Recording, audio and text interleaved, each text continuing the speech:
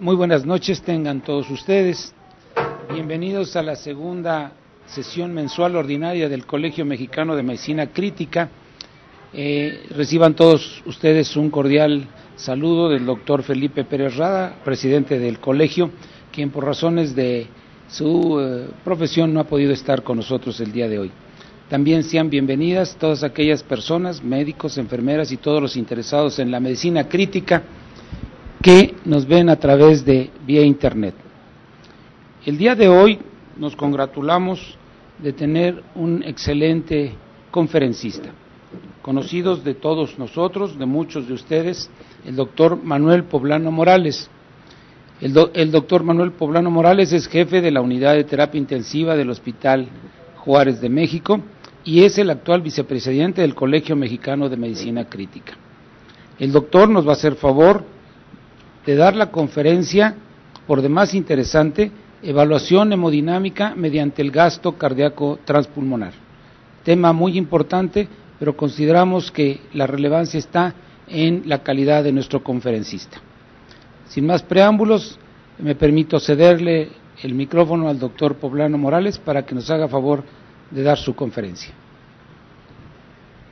Sí, buenas noches a todos. Muchas gracias por su presencia aquí en este espacio y también por las personas que nos siguen de manera virtual. Y pues bueno, cuando elegimos qué tema presentar en esta reunión, creo que uno de los temas importantes y que nos ha gustado siempre a los intensivistas es la evaluación hemodinámica. Sin embargo, a raíz de las nuevas tecnologías que están apareciendo en México, tenemos que ir también cambiando nuestra evaluación y nuestro conocimiento. El tema se llama gasto cardíaco transpulmonar. Realmente verán que no tiene nada de nuevo. Tiene conceptos importantes de muchos años atrás, pero que se aplican completamente para lo que estamos haciendo. Presentaré de manera general el concepto de lo que se trata. Hay algunos conceptos que son importantes y aquí en esta imagen se aprecia básicamente de qué se trata. Aquí tenemos a un paciente en donde tenemos un catéter venoso central, tiene un catéter en alguna de las venas centrales y también tiene un catéter en alguna de las arterias. Aquí lo que vamos a hacer es inyectar una cantidad de agua fría a través del catéter venoso. Este catéter lo que va a hacer es, pasar a través de las cavidades derechas del corazón, pasar a través de la circulación pulmonar, llegar a las cavidades izquierdas y después ser expulsado y pasar a través de todo el torrente circulatorio arterial. En algún punto de la circulación arterial va a existir un catéter, en este caso es colocado por vía femoral. Un catéter sencillo, realmente no tiene otra cosa más que lo que nosotros utilizamos en un Swan-Ganz. Y es que en su punta se encuentra un detector de temperatura, un termistor.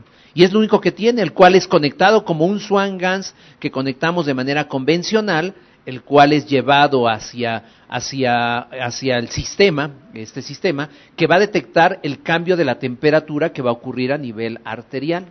Pero también se encuentra conectado a través de hacia el agua que se está inyectando y se está detectando la temperatura con la que se está inyectando esta cantidad de líquido. Este es el concepto general de lo que es la medición de este gasto cardíaco. Realmente se trata entonces de inyectar un producto que va a pasar por toda la circulación y ser detectado de esta forma a través de este sistema. Este sistema también tiene otro aspecto importante. Como se trata de un catéter arterial, luego entonces lo podemos conectar a través de un transductor y este transductor llevar esta señal precisamente al sistema y nos va a poder estar dando la curva de la arterial.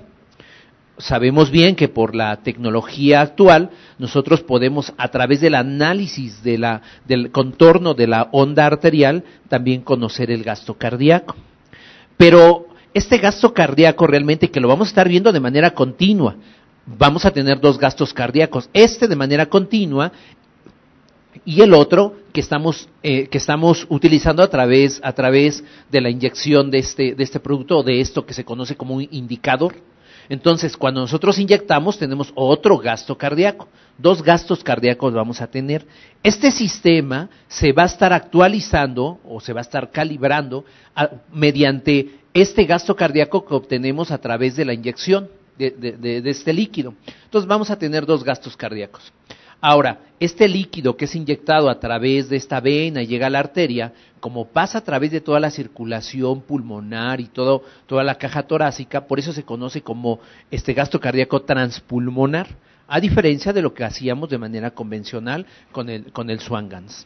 Bueno, este catéter, realmente nosotros ya existen en México estos catéteres, pero en Europa, por ejemplo, se utilizan también algunos catéteres que son colocados a través de la arteria radial o en otras venas. Estábamos platicando con algunas gentes que los colocan, por ejemplo, a nivel de arterias axilares, por ejemplo, que también es interesante y que pueden entonces tener esta tecnología. El principio fundamental para poder medir este gasto cardíaco es aplicar el principio de Stewart-Hamilton. El gasto cardíaco se obtiene a través de una masa de un indicador. Este indicador es una cantidad de agua fría. Y entonces lo que se va a dibujar es en la curva un cambio de temperatura. Se va a hacer una integral de este cambio de temperatura de una base a un final a través de la concentración de este indicador, que en este caso va a ser el líquido y el cambio de la temperatura en relación al tiempo. Esa es la ecuación general de Stewart-Hamilton. Sin embargo, existen algunas otras derivadas de esta misma fórmula, de este mismo principio, como por ejemplo este es el gasto cardíaco, donde tenemos también las temperaturas, el cambio de la temperatura, el cambio del volumen que se inyecta y a través de una integral del cambio también de la temperatura. Esta también es validada, esta fórmula, que aplica otro sistema también y que comentaré posteriormente. Entonces el líquido es inyectado e importantemente se dibuja una curva. Aquí inyectamos, aparece de hecho en el sistema siempre cuando se inyecta, el tiempo en el cual se inicia la inyección, pero a diferencia de lo que sucedía con el Swan-Ganz, en donde la curva, en donde se empieza a ver el cambio de la temperatura, ocurre un poco más de tiempo. ¿Por qué? Porque tiene que atravesar todo el sistema circulatorio hasta llegar a la arteria, entonces tarda algo de tiempo en poderse iniciar ese cambio de la temperatura y después de caer. Este es el principio general. Ahora, hay algunos aspectos importantes para ello. Por ejemplo, la temperatura inicial, que es la que tiene el paciente que se está detectando en donde se encuentra el catéter arterial. Pero también tenemos la temperatura con la que se inyecta al paciente y veríamos estas dos temperaturas entonces. Una cantidad de volumen. Este volumen también es importante y que bueno, también lo utilizamos para el mismo concepto de la medición del gasto cardíaco. Y este cambio de temperatura, que es el que estamos observando a través de la curva. Esta técnica de termodilución transpulmonar realmente no es algo nuevo. Realmente se trata de un concepto de más de 20 años de experiencia. Y este fue introducido, fabricado por la empresa alemana Pulsion de manera inicial, con un monitor conocido como Pico y que ha tenido diferentes versiones.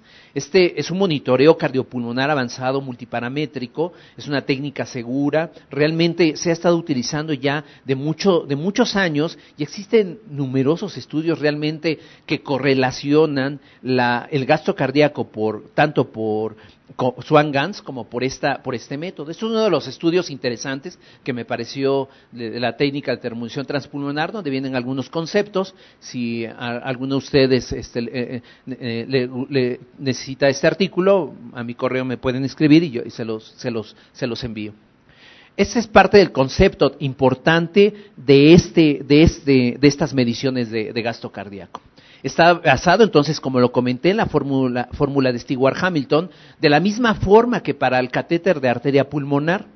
Pero el indicador frío, que es el agua fría, debe pasar a las cavidades derechas, circulación pulmonar, cavidades izquierdas y aorta. Entonces, de manera general, observamos que vamos a aplicar la inyección del agua, va a pasar al aurículo derecho, ventrículo derecho, y aquí va a pasar a través de la circulación pulmonar. Esto que está aquí es el volumen sanguíneo pulmonar y también va a tener un componente de agua extravascular pulmonar que se encuentra también dentro de todo ese sistema. Y después pasa a la aurícula izquierda y al ventrículo izquierdo y es detectado aquí. Ese es el sistema de manera general. Esta curva de termodilución transpulmonar es interesante. Aquí estamos graficando el cambio de temperatura y aquí vemos el tiempo. Inyectamos el indicador, es decir, el agua fría, pasa un determinado tiempo para que empiece a notarse el cambio de la temperatura, se eleve este cambio, se produzca una diferencia importante, y luego empiece a caer esta temperatura. Pero aquí viene un concepto interesante, tal vez la parte interesante del método. Si nosotros suponemos que las cavidades izquierdas y derechas mantienen un mismo flujo de sangre, entonces observaremos cómo la temperatura mantiene esta caída de temperatura de manera uniforme, viene la caída.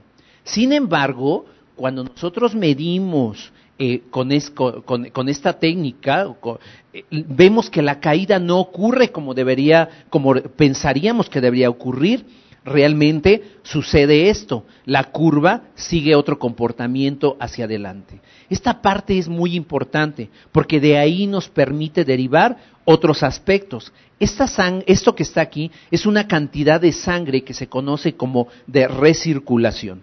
Esta sangre ya fue medida dentro de todo el sistema, sin embargo es la sangre que nuevamente vuelve a regresar hacia el corazón y otra vez es expulsada hacia las arterias y es nuevamente detectada. Esta lleva un flujo diferente, una velocidad diferente a lo que tenían las cavidades. Luego entonces podemos suponer que toda esta curva, primero de manera inicial, nos va a indicar el flujo de sangre de todo el sistema en general. Y esta pequeña cantidad nos indica ese reflujo de sangre que está ocurriendo de manera fisiológica. Pero cuando esta curva la expresamos nosotros en forma exponencial, ¿qué nos encontramos? De hecho, ahorita que presenta algunas imágenes donde estamos midiendo el gasto cardíaco transpulmonar, van a ver que el sistema lo que hace es fabricar inmediatamente esta curva de manera exponencial. Entonces tenemos, cuando el tiempo desde que se inyecta el indicador sube de manera rápida, como sucede en forma lineal, pero la caída ya es exponencial, y ahora ya no vemos esta cantidad que es esta forma de curva, porque realmente está cayendo de acuerdo a la forma de realizar la curva, que es exponencial, y entonces aquí tenemos algunas características de la curva. Esta, por ejemplo, cuando nosotros inyectamos el indicador y vemos que empieza a caer la temperatura, entonces lo que es un determinado tiempo que ocurrió para que ocurra un cambio en la temperatura. Este tiempo que se encuentra y que sucede esto se llama tiempo medio de tránsito. Es algo importante. Este tiempo medio de tránsito es el determinante importante para poder llegar a calcular un valor importante que les comentaré en un momento. Pero aparece otra más, que era esta sangre de recirculación. Esta sangre de circulación me da origen a otro aspecto más, que es el tiempo de descenso exponencial, y que, como ya lo comenté, se refiere a esa cantidad de sangre de recirculación y que no está fundamentalmente dado por las cavidades del corazón. Y entonces aquí resumimos nuevamente ya con nombres lo que está sucediendo. Tenemos en el centro el volumen sanguíneo pulmonar, que no tiene nada que ver con lo de las cavidades, el volumen sanguíneo pulmonar. Tenemos el agua extravascular pulmonar también. Tenemos que la suma del volumen sanguíneo pulmonar y del agua extravascular pulmonar da origen al volumen térmico pulmonar. ¿Qué es esto? Así tiene ese nombre, volumen térmico pulmonar, y que nosotros sabremos que se refiere pues a esa cantidad de sangre que no está en el corazón y que se le suma también el agua extravascular pulmonar. Quise poner, además, lo comento ahorita, todas las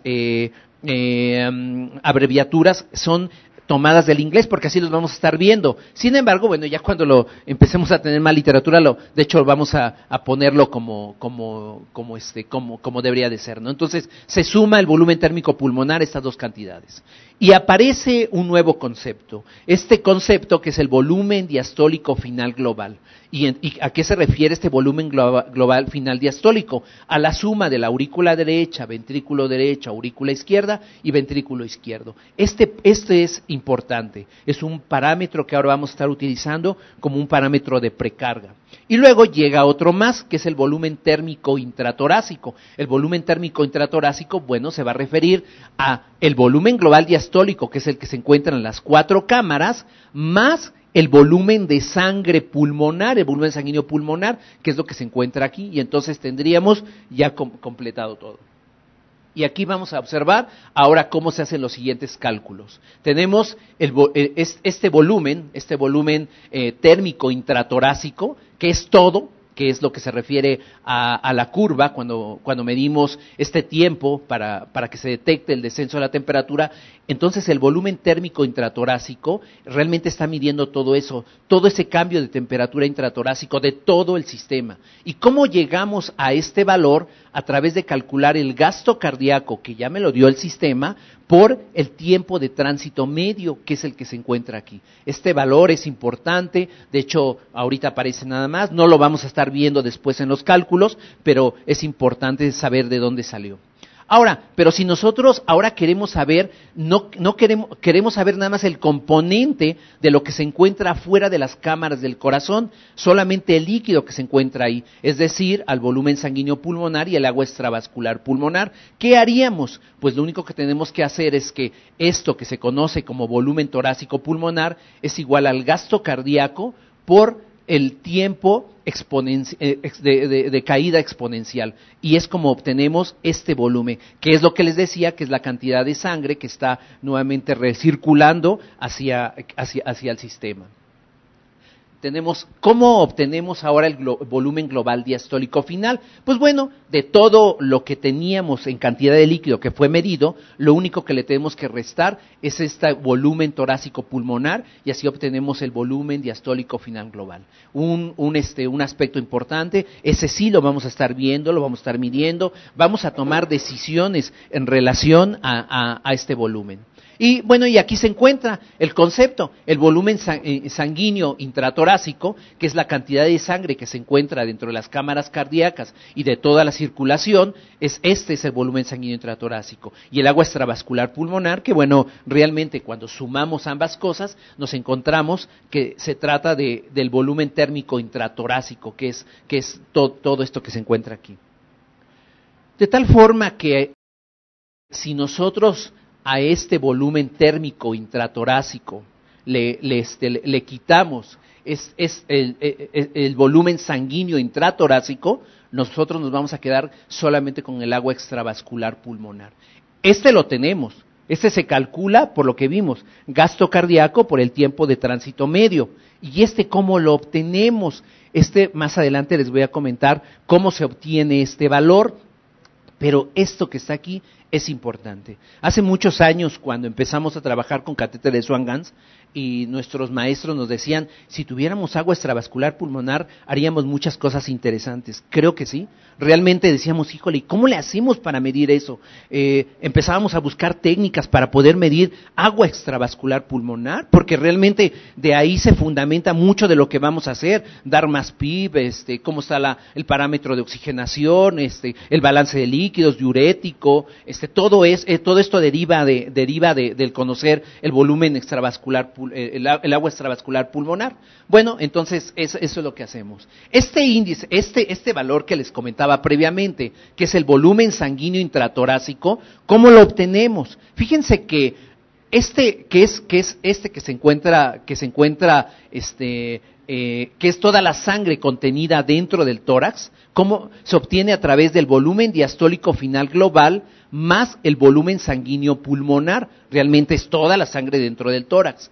Y de manera convencional, ¿cómo se calcula? Pues bueno, lo único que tenemos que hacer es que el volumen diastólico final global lo multiplicamos por 1.25 en condiciones normales, y los estudios muestran que este volumen sanguíneo intratorácico tiene una correlación perfecta en relación al volumen diastólico final global, de tal forma que multiplicarlo por 1.25 nos da este valor de manera muy aceptable. El sistema hace eso, no lo mide por separado, lo calcula realmente. Y los estudios como este, publicado en el 2000, que les comento que son estudios ya de años atrás, prueba claramente que este volumen, que hacer esto es lo correcto, ¿no?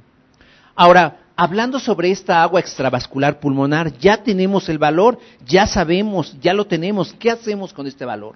Este valor, fíjense que es validado con otros métodos. ¿Qué se hizo? Por ejemplo, determinación gravimétrica post-mortem.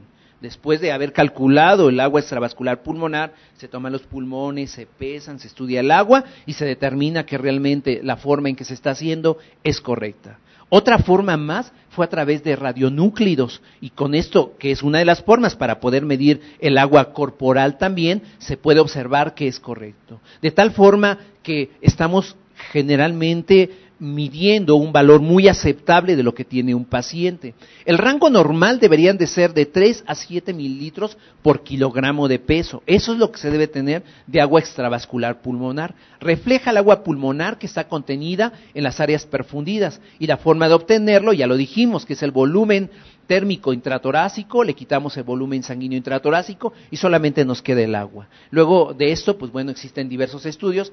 Por ejemplo, el del peso, la determinación gravimétrica, que es un estudio del año 2010, es interesante de cómo lo realizaron. ¿Por qué el agua extrapulmonar nos genera tanto interés? Porque bueno, este gráfico, que también es de hace varios años, donde se grafica también el agua extravascular pulmonar en porcentaje de peso pulmonar y las unidades en tiempo, nosotros observamos con esta línea que se encuentra de manera más oscura, es como el agua extravascular pulmonar empieza a incrementar en porcentaje, hasta llegar a un porcentaje, pues bueno, menor del 50%, pero como a medida que va incrementando el agua extravascular pulmonar, existe una caída de la relación de oxigenación del paciente. Realmente es una relación directa.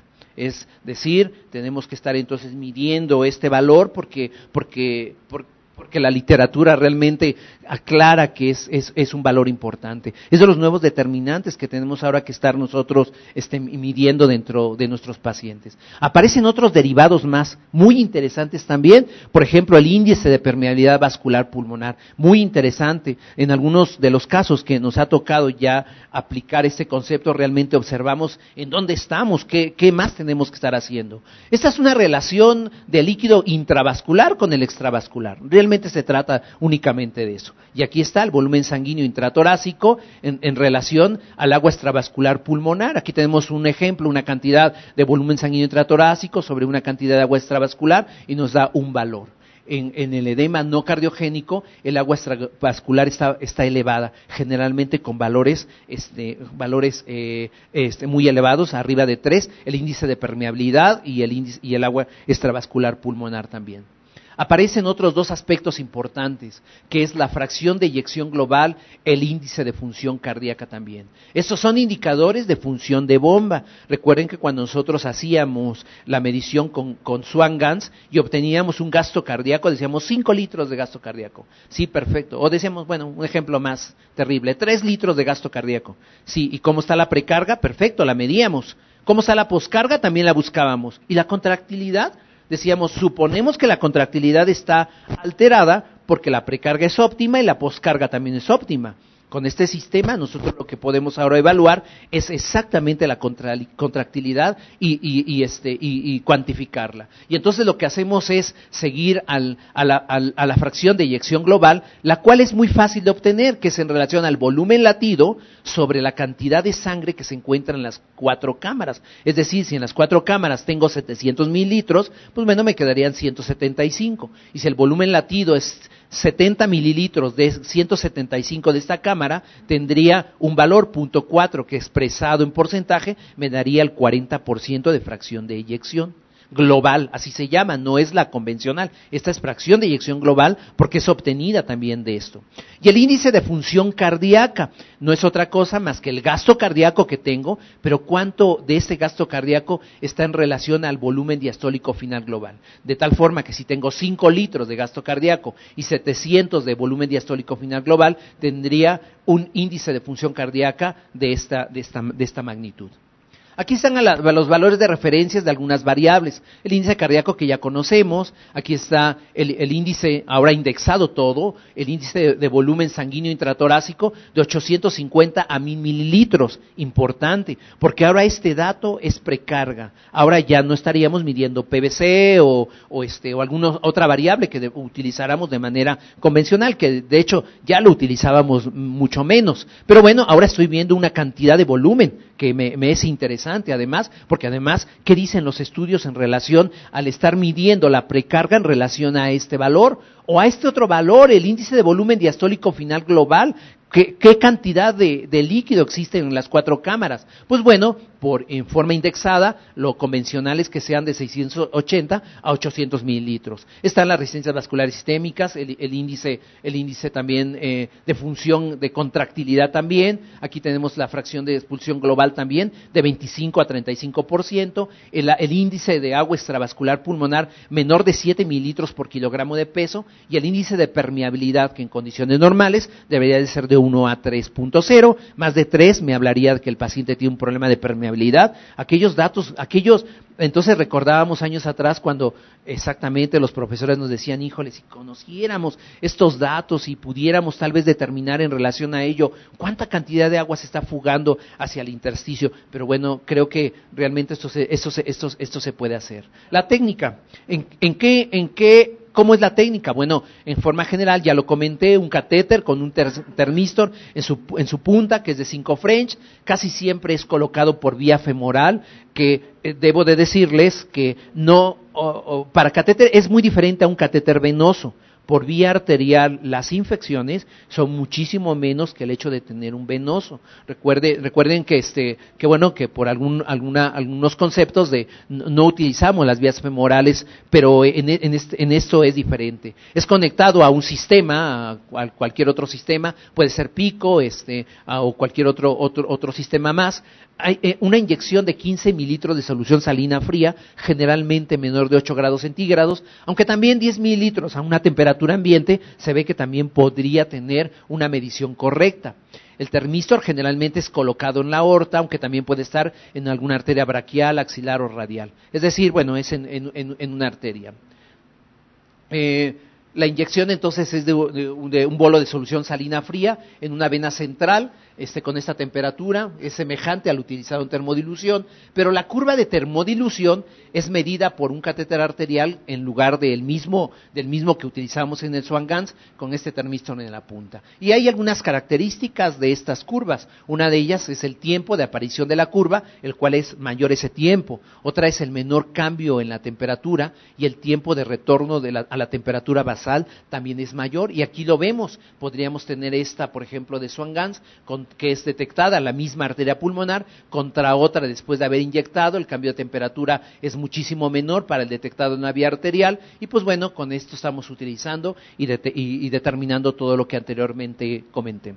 Equipos disponibles, hay algunos como por ejemplo en el que existe experiencia que es con el monitor Pico, que es de Pulsion, una tecnología alemana y que tiene ya diferentes también versiones también del equipo, y aparece uno más, el equipo de Edwards, que es de tecnología americana y que bueno, se ha estado utilizando. Por ejemplo, esta tecnología Pico, se podría tener el monitor del sistema Pico, pero también se puede tener para un módulo, por ejemplo, para un monitor Philips, tener el módulo y ahí poder conectar mi sistema y poder detectar sin ningún problema la medición de pico. Es decir, para la gente que tenga tecnología Philips, solamente con el hecho de tener el módulo y disponer del catéter sería suficiente. O para la gente que tiene tecnología Dräger, por ejemplo, también tener este sistema, el módulo también, igual también poder determinar pico. O con el sistema Edwards, este sistema que ahora lo que realmente le incrementa es el software, un software muy interesante que comentaré más adelante. Bueno, por ejemplo, este sistema de Edwards, este es un estudio publicado el año pasado, en donde dice la validación clínica de un nuevo sistema de termodilución para evaluar el gasto cardíaco y parámetros volumétricos. Si nos damos cuenta realmente lo que se obtiene de correlación con estos sistemas entre este y el sistema PICO, es tan importante que realmente es una tecnología aceptada por, tanto en Europa como en Estados Unidos. Y esta tecnología, por ejemplo, le agrega un software, este software que es interesante y que llama la atención, porque además ahora aplicamos otros conceptos más. Por ejemplo, si se estaba midiendo una onda arterial, el monitor es capaz también de podernos estar detectando la variabilidad de volumen sistólico, y de esta forma entonces poder estar determinando si nuestro paciente es respondedor a volumen o no, y entonces estamos integrando otra variable más de hemodinamia a las necesidades del paciente. Nos da el gasto cardíaco, que es de manera continua, las resistencias vasculares, una saturación venosa, si es que tuviésemos un catéter colocado por vía venosa, e integraríamos bien varias de las necesidades del paciente. El software incluye esto. De hecho, cuando lo vimos la primera vez, nos llamaba mucho la atención, porque si nos ponen esto y de repente vemos que tiene un nivel de líquido que realmente el principio es el mismo, pero tal vez la imagen es lo que llama la atención, decir, pues me estoy dando cuenta que tiene un agua extravascular pulmonar de 12.2 litros indexada, que realmente mi paciente no se encuentra bien, tiene más líquido a nivel pulmonar que el índice, que el volumen global indexado, que es de 843 mililitros, probablemente también se encuentre elevado y con una fracción de expulsión global del 30%. Es decir, no tendría problema de contractilidad, seguramente lo que tengo es problema de agua intravascular, y que bueno, correlaciona con mi variabilidad de volumen sistólico, que no debería de estar elevada. No me dice que le sobre volumen, pero simplemente no es respondedor a líquidos, ¿no? Entonces, integra diferentes aspectos que nos permiten poder evaluar. Y además también nos permite, tal vez con más elementos, poder situar en dónde se encuentra nuestro paciente, si tiene una saturación venosa, qué disponibilidad o consumo de oxígeno tiene, índice cardíaco, si tiene una hemoglobina, entonces, y una saturación de pulsoximetría, podemos derivar algunos aspectos, como el hecho de saber si el problema es de precarga, cuando estemos evaluando todas estas variables de precarga, o es de poscarga, o es de contractilidad cuando estemos evaluando esto, y bueno, algunos otros aspectos, como les comentaba, como en este caso que el índice, el agua extravascular pulmonar, que es de 4, con índice de permeabilidad 2.7, es decir, realmente no existe mayor cantidad de agua y la permeabilidad se encuentra conservada. Entonces, pues bueno, esto es parte de lo que se tiene en tecnología, y que veremos. Además, debo de comentarles que en este año, en México, estamos ya utilizando, ya están comercializando los catéteres tanto de tecnología alemana, y en unos meses más tendremos también este último que comenté, que es de tecnología americana. Decisiones en relación a ello. Bueno, el gasto cardíaco, por ejemplo, se comenta en la literatura que refleja mejor el gasto cardíaco del ventrículo izquierdo, y es cierto, porque cuando nosotros inyectábamos sangre, pues lo que estábamos obteniendo era lo del ventrículo derecho, pues el catéter estaba en la arteria pulmonar, pero ahora estamos viendo realmente lo que está pasando a nivel arterial. Aunque teóricamente la distancia para detectar el indicador es mayor, generalmente el 96 a 97% del agua que inyectamos, de esos 15 mililitros, de ese cambio de temperatura, es recuperado en la parte arterial. La pérdida del indicador puede ser mayor, solamente, por ejemplo, se ha citado, si el agua extravascular está muy elevada, este indicador puede tener alguna alteración, y entonces seguramente a lo mejor también modificar la medición del gasto cardíaco. Hay una excelente correlación con gasto cardíaco con Swan-Ganz. Para esas alturas, nosotros no nos preguntaríamos, ¿y realmente se correlaciona en pacientes con sepsis, con más patologías? No, esos estudios ya fueron hechos hace mucho tiempo, y están hechos en quemaduras, cirugía cardiovascular, ventilación diferencial. Bueno, sí nos preguntaríamos, porque realmente es nuevo para nosotros. De hecho, nosotros hicimos hasta algunos de los estudios experimentales, viendo realmente todas las tecnologías que tenemos para ver si realmente qué estaba ocurriendo, ¿no?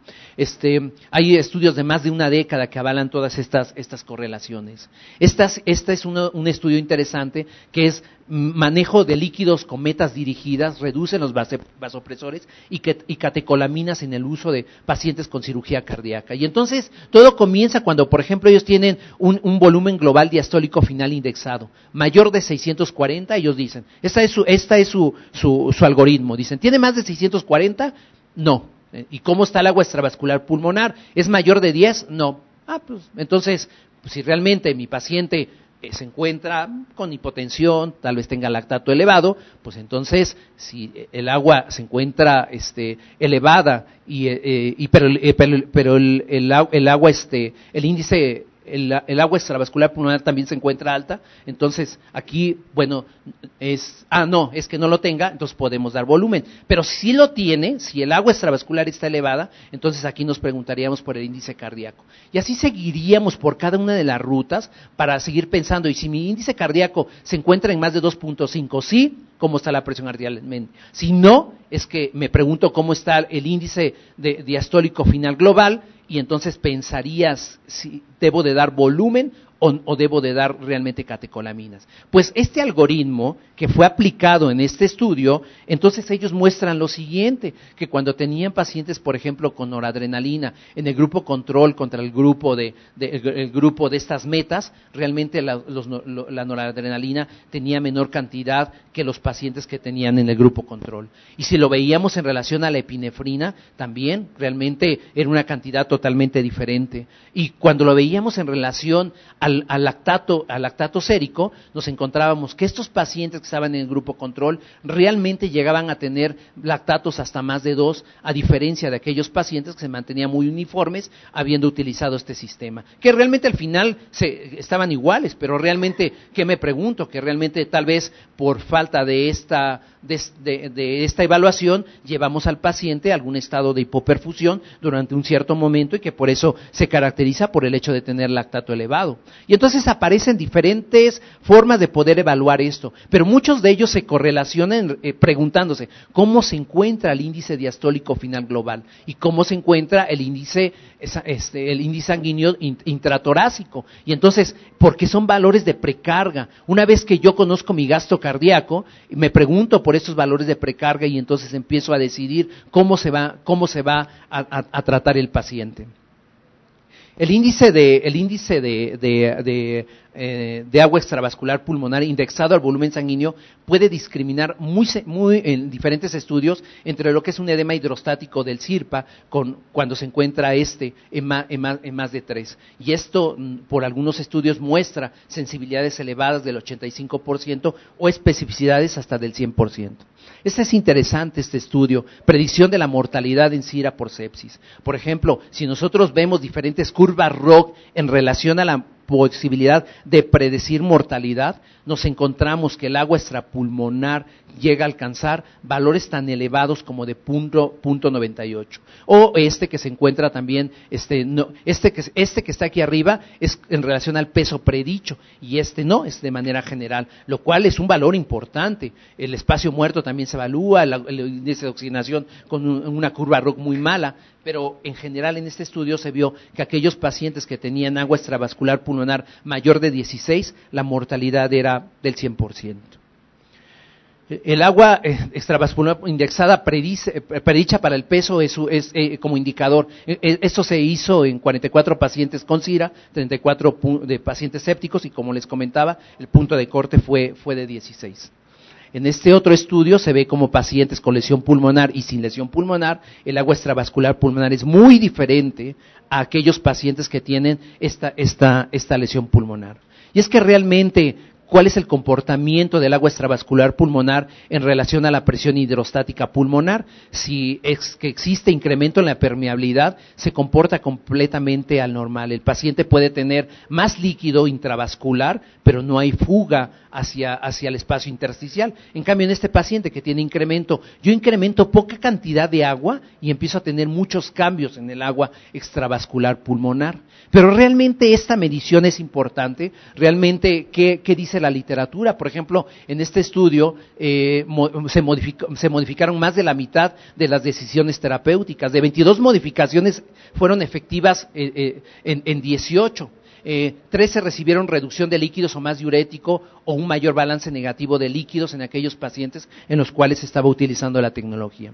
Eso es interesante porque aquí podemos ver dos curvas, la curva de Fran-Starling, que se refiere a la precarga y al volumen sistólico o gasto cardíaco, en donde observamos que en la curva, en esta parte de la curva, una cantidad de volumen pues me va a generar una cantidad importante de gasto cardíaco. Sin embargo, en esta curva donde es más plana, aunque yo incremente la misma cantidad de volumen, el gasto cardíaco no va a incrementar. Pero ¿qué pasa con el agua extravascular pulmonar? Si nosotros lo aplicamos en esta cantidad, vamos a incrementar posiblemente un cambio en el agua extravascular pulmonar que sería de esta magnitud, pero en esta curva, parte de la curva, el agua extravascular pulmonar va a cambiar de manera muchísimo más importante. Esto es también en relación al hecho de problema de permeabilidad. Y se correlaciona perfectamente bien entre aquellos pacientes que tienen sobrecarga de líquidos por fuga de líquido en relación a la mejoría radiológica a través de los días en aquellos pacientes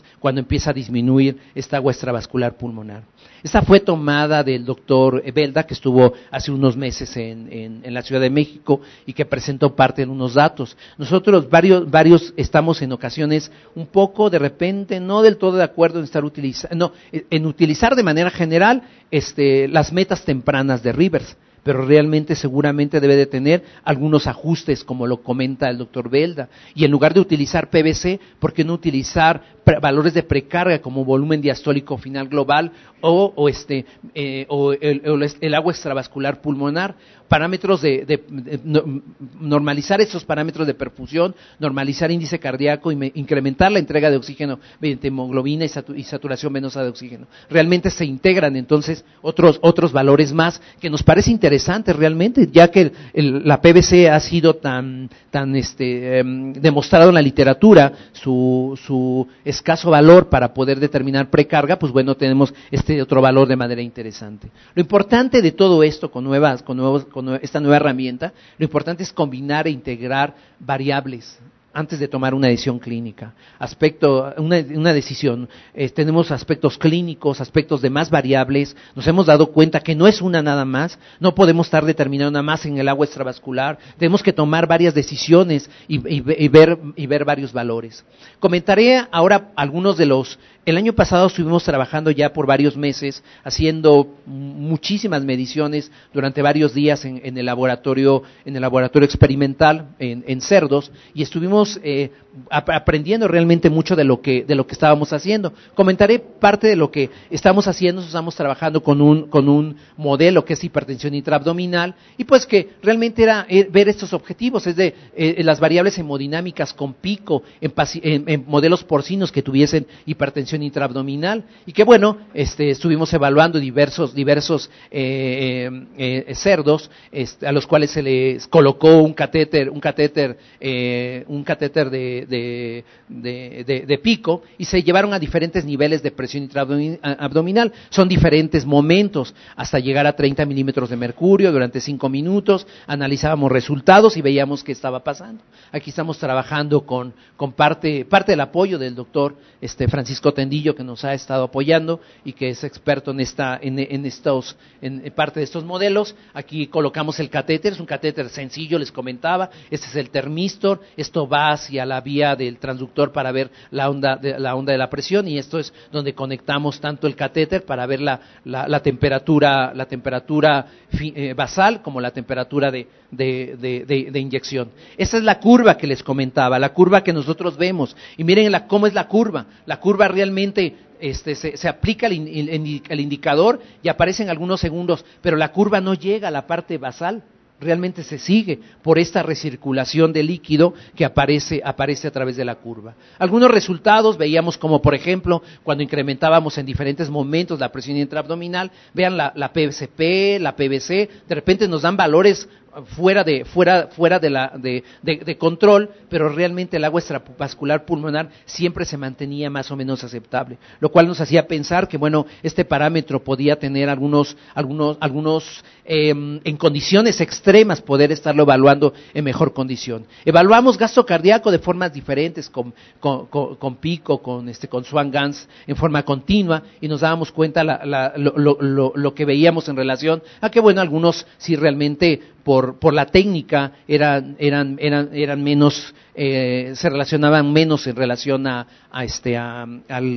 lo que utilizamos de manera convencional. Es un análisis de concordancia en hipertensión intraabdominal, en donde observamos cómo hay un error del 11%, del 8%, cuando la presión intraabdominal se encuentra entre 10 y 15, pero el error se eleva hasta el 20%, por ejemplo, cuando empezábamos a elevar la presión intraabdominal hasta 25. Realmente es un reto importante para cualquier sistema llegar a tener valores tan reales. Aquí observamos cómo la PVC, por ejemplo, se incrementa en presiones tan importantes y, bueno, luego existe una recuperación, lo cual significa que no era volumen lo que me generaba el incremento de la presión venosa central, realmente se trataba de la presión intraabdominal. Pero el volumen diastólico final global realmente se comportaba semejante. No se modificaba de acuerdo a lo que estábamos haciendo. Lo mismo sucedía en relación a la PVC con el agua extravascular y el índice de permeabilidad. Este es el monitor que estamos utilizando, que es con Philips. Se dan cuenta, la curva nuevamente se inyecta, empieza a caer, pero aquí se hace el análisis de la curva de manera exponencial y entonces podemos ahora evaluarlo. Este es un paciente que tuvimos esta semana, en donde estamos analizando mediante el monitor Philips realmente y otra vez creo que aparece nuevamente esa forma detallada de hacer cálculos, de estar nuevamente lo que hacíamos años atrás, en donde nos pasábamos una buena cantidad de horas analizando todo esto. Y esto es una tabla. Fíjense que aquí lo que tenemos es de lo que teníamos anteriormente: el peso, la altura, superficie corporal, la hora, todo lo que teníamos anteriormente, gasto cardíaco, parámetros de lo que nosotros estamos midiendo de manera convencional, volumen sistólico, resistencias. Pero aparecen ahora entonces estos otros que hay que interpretar. De contractilidad, fracción de expulsión global, 22%. Ese paciente se encuentra una fracción disminuida, seguramente la contractilidad se encuentra también disminuida. Una variabilidad de volumen sistólico del 13%, algo tendríamos que pensar también. Recuerden que esto no tiene 100% de especificidad y lo tendríamos que analizar en relación al índice del volumen diastólico final global, que tiene 555, seguramente algo también disminuido. Veríamos también el DP max, que es algo importante también para ver contractilidad. Veríamos el agua extravascular pulmonar de 742 con un índice de agua extravascular pulmonar de 9.6, que se encuentra por debajo de 10, discretamente, tal vez todavía en cifras aceptables. Veríamos también el índice de volumen sistólico intratorácico, que es que se encuentra aquí y que nos habla también de precarga, el volumen diastólico final, el de función cardíaca y el de permeabilidad que se encuentra aquí. Estos parámetros son ahora a los que tenemos que estar evaluando. Esta paciente es una paciente de 65 años de edad, cardiopatía isquémica, obesa, infarto anterior extenso, 3 meses previos. La operaron y la ingresamos por sepsis abdominal, ingresa con mucha respuesta inflamatoria, intubada y con datos de bajo gasto. Con lactato elevado. ¿Qué es lo que ahora estaríamos evaluando? Pues bueno, estaríamos evaluando estos parámetros que son ahora esta es presión arterial, evaluaríamos ahora la fracción de expulsión global, que es esto que se encuentra aquí, en relación al índice cardíaco, el hecho de cómo a la paciente se le agrega dobutamina, que es lo que se encuentra aquí, la paciente empieza a mejorar tanto la DP max como también la fracción de expulsión global, la cual empieza también a incrementar.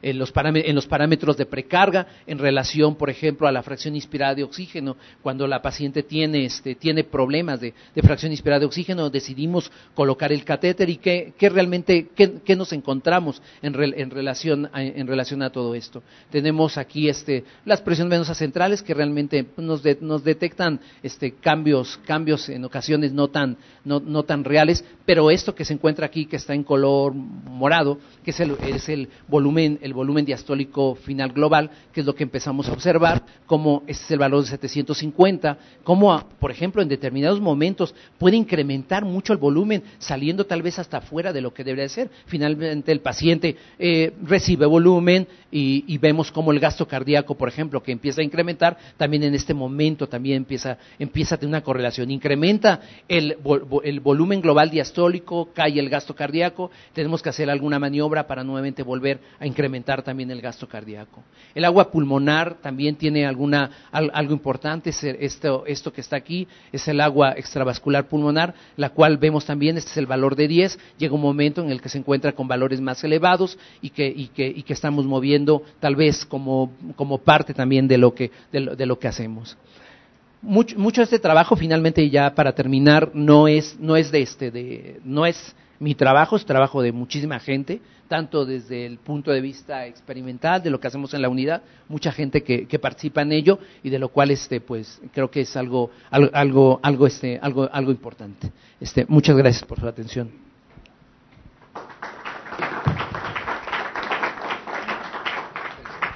Bueno, pues muchísimas gracias, doctor Poblano. Sí gusta tomar asiento, doctor. Creo que aparte de conocer una excelente herramienta que nos permite manejar de forma más integral a nuestros pacientes, estamos conociendo nueva nomenclatura. Ahorita se les va a hacer un examen de todas estas siglas para ver si estuvieron atentos.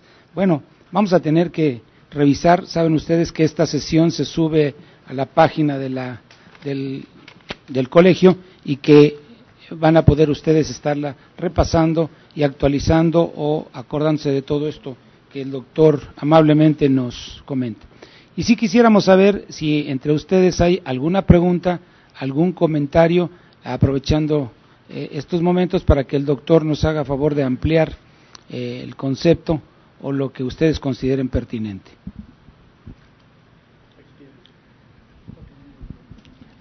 ¿Sí? ¿Alguna pregunta? Sí. En los pacientes quemados en los cuales el uso del agua es en abundancia, ¿hay algo reportado al respecto? Yo encontré citas en la literatura, no las revisé de manera específica, como no vemos quemados, no de manera muy específica, se reporta bien y además se anota ahí claramente de que hay buena correlación. Yo creo que me parece un área muy interesante de estar evaluando, sobre todo por la implicación de la fuga intersticial tan importante que existe.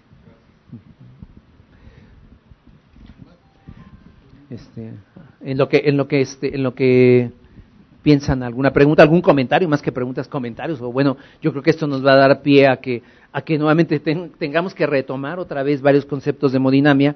Quiero comentar que ayer me acordé mucho de esto porque en parte de las sesiones que tenemos en la mañana, que es que estamos viendo algo de hemodinamia y que ayer presentó el doctor Ulises Cerón, y que presentó una exposición que me pareció magistral, de toda la explicación de todo esto que hacíamos anteriormente en relación a la medición del gasto cardíaco y de la ecuación de Stewart Hamilton, y que creo que realmente es algo que nuevamente tenemos que volver a retomar al estar utilizando todo este tipo de tecnologías.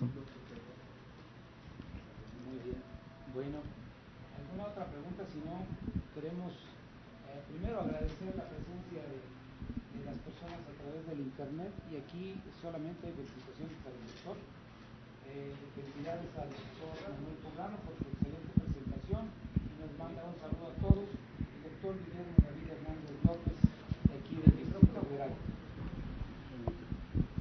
También a todos manda un saludo el doctor David Hernández López, de la Unidad de Cuidados Posquirúrgicos del Hospital de Ortopedia Magdalena de las Salinas, el doctor David Hernández López, de aquí de la Ciudad de México. Y hola, buenas noches a todos. Una disculpa porque hoy no me fue posible acudir, pero lo sigo en línea. El doctor David Hernández López. Parece ser que quiere robar cámara y micrófonos el doctor David López, y aceptamos su disculpa. Bien. ¿Algún otro comentario aquí del público presente? Sí, doctor.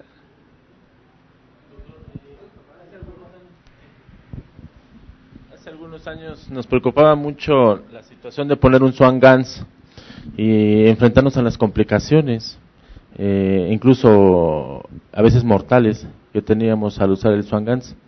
Seguramente con este nuevo sistema, tal vez también podríamos evitar esos riesgos que antes se presentaban incluso en forma frecuente, y que eso limitaba muchas veces el utilizar un catéter para medir gasto cardíaco.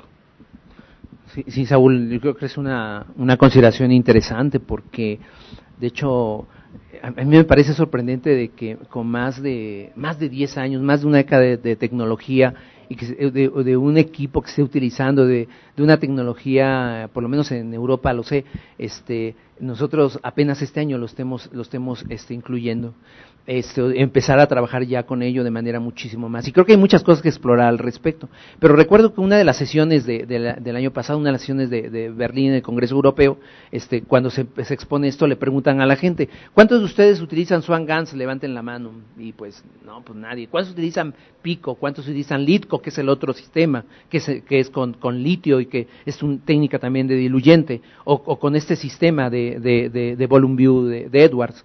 Pues bueno, creo que realmente la gente levanta la mano, pero no en relación al catéter de Swan-Ganz. Creo que realmente sí nos da una apertura para tratar de disminuir esas complicaciones que afortunadamente no vimos tantas, pero que cuando se presentaban creo que eran terribles, y que no queríamos verlas, ¿no? Y precisamente en el paciente más complicado. Entonces creo que es un comentario que me parece muy importante. Gracias. Sí.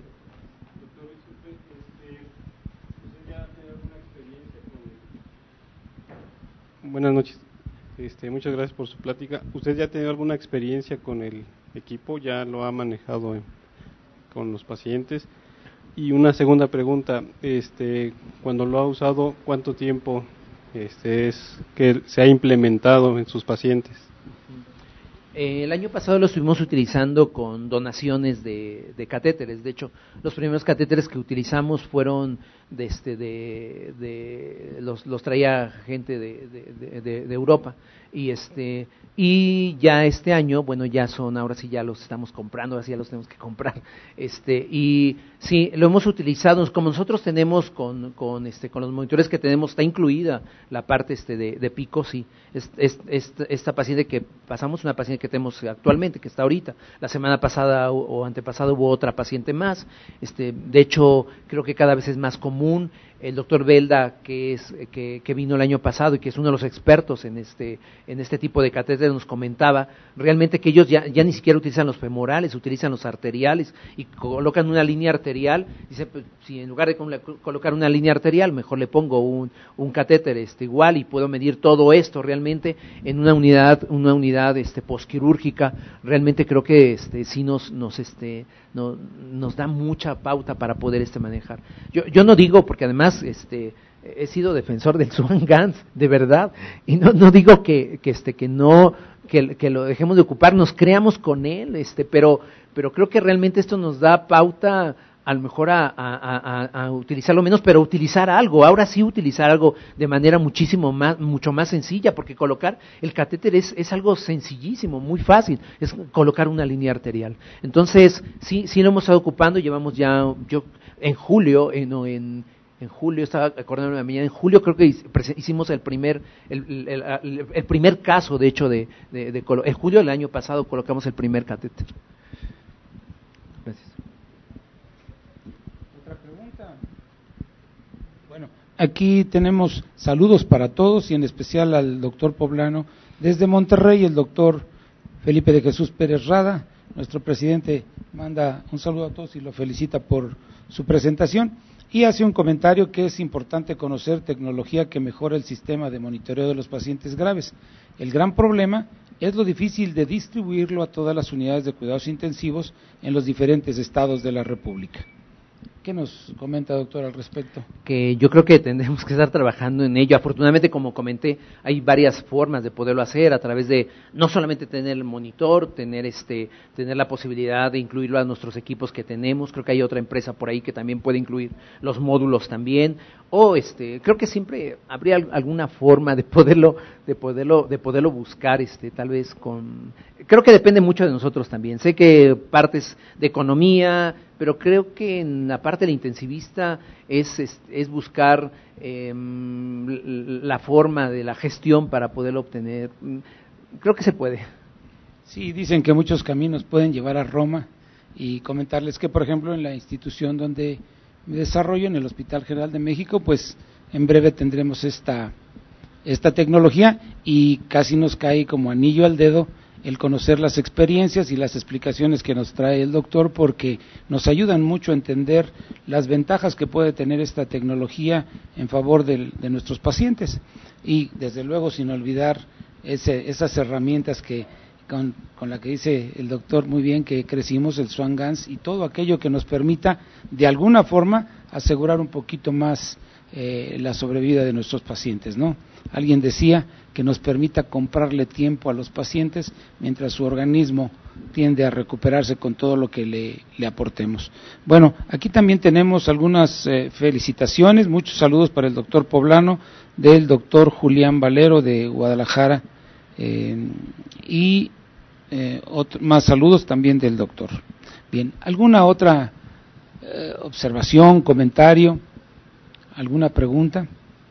Es incipiente la experiencia, pero es muy importante la que tiene el doctor, y creo que tenemos que aprovechar estas dudas que puedan hacer ahorita en esta tecnología. Si no, le estaremos pidiendo al doctor Poblano que nos deje su mail, su correo electrónico, para que podamos, sí, ya lo tenemos ahí, sí, ¿verdad? Sí, está el correo, con todo gusto. Para que podamos subsanar esas dudas que tengamos en un futuro. Bueno, y antes de terminar esta sesión y agradecerles a todos, y en especial al doctor Poblano, su excelente presentación, que nos abre un excelente panorama, sobre todo más bien a los pacientes, en el apoyo que podemos ofrecerle.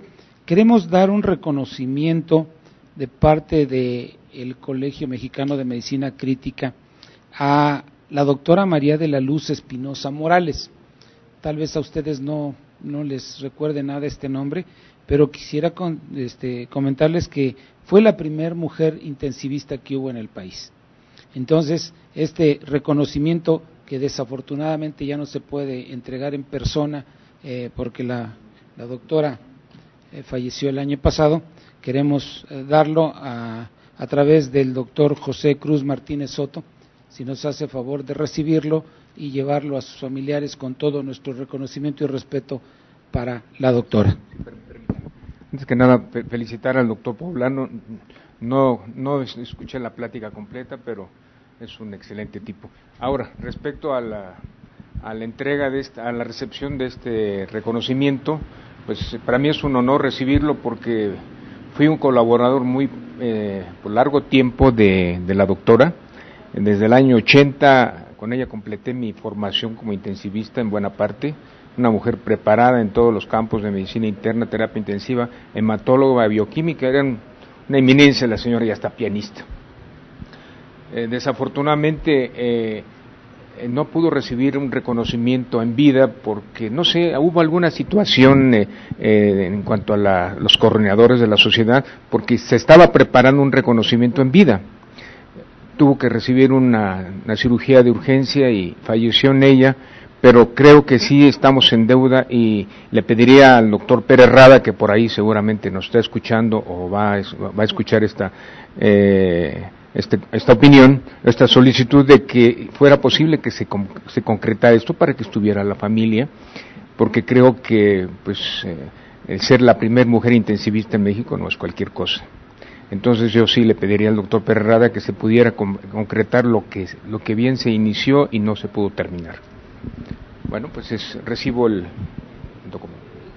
Que sea un anticipo de lo que bien merece la doctora, y le pedimos que sea portavoz de nuestro reconocimiento para su familia.